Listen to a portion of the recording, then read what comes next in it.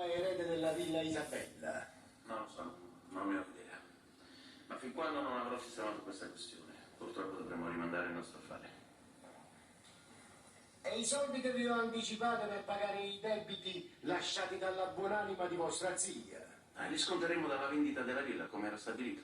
E se la villa non me la vendete più? Ma che sono fessia? I patti sono patti. Qua dalle tasche mi sono usciti milioni. Tutto sulla parola del nobile Galiano.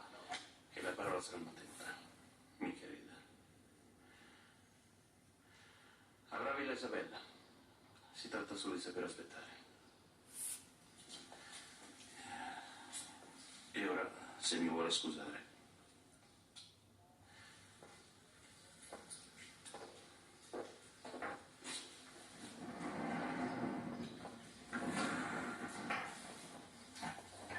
Papà, non ti preoccupare. Massimo è una persona seria. Lo spero per lui. Se no, con tutta la sua nobiltà, chi lo vogliono al lato, passa un guaio seriamente.